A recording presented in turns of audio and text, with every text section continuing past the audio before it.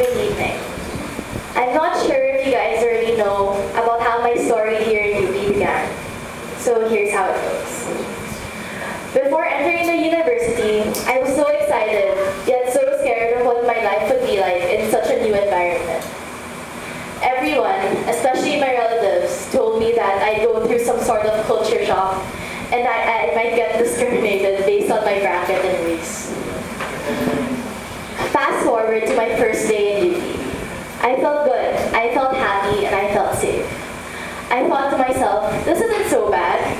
I can do this. But as the days went by, I found myself lonely and missing my high school friends who were all in Ateneo. I suddenly felt the horrible feeling that I made the wrong decision. I kept hearing my dad's voice in my head saying, "You'll regret going to UP." I cried myself to sleep at least once a week in my first year here. Enter JMA. Although I was an applicant here in my first semester, honestly, I had no applicant friends. It was actually really sad. You can ask any Max Stress member here, and they can probably attest to the fact that we weren't friends before. I was the applicant that sat by the corner, pretending to be playing games on my phone. It came to the extent that I was pretending to be doing homework one time. As the sem went on, I did whatever app batch work I could do without showing up, and made the bare minimum in standby hours. I felt discouraged because it felt pointless trying to join an org with people I apparently didn't even click with. But by the grace of some divine miracle, I passed the app process and actually got my top committee and directorate choice, internals as check officer.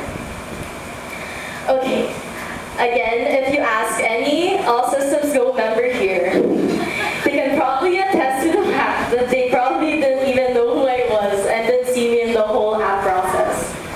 I was the ghost track officer, the one who never showed up and whose name was on the stick sheet, so you had to know my name, but you didn't know my face. Yeah, that was me. I just went on doing behind-the-scenes track work. And at the end of the sem, I was still really, really sad. I actually considered moving to Ateneo. One whole year of no friends and already hell workload was driving me crazy.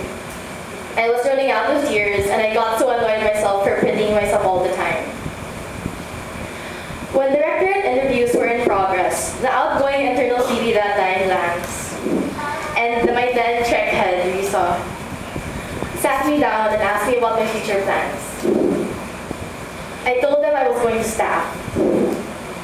They looked outraged and told me to consider applying for direct head. I was literally laughing to myself, even considering it. Direct heads were the most visible members in the org, and they expected me to interview for it. It was such a weird proposition. They told me, why not? What's there to lose since I'm going to staff anyway if I don't get it? Their tireless convincing actually got to me, and I did it. I interviewed for the position, and by the grace of some divine miracle again, I got it. I got team recruitment head. That sem literally changed my whole perspective of life in UP. I cannot express how thankful I am to everyone who suddenly became my friend. Being a check head, I made a point to standby every single day without fail. I worked my butt off trying to make the one-mark app process seamless and memorable. It was also such a blessing that I was given such an amazing group of people to be my officers, who later became my good friends here in the org. During that semester, my love for the art suddenly skyrocketed to new heights. JMA became my passion. I loved it with all my heart. This then shifted my once sadness of life in UP to extreme happiness. Everything went uphill from then on. I suddenly had a new way of looking at life in UP. I even just started to see how beautiful the campus actually was. It was like one of those moments in movies where a character is skipping happily along the park. I felt good, I felt happy, and I felt safe. That said, I felt so much support from my PT that time, Wacky, and my chair, Lars. They pushed me to be the best I could be. They taught me that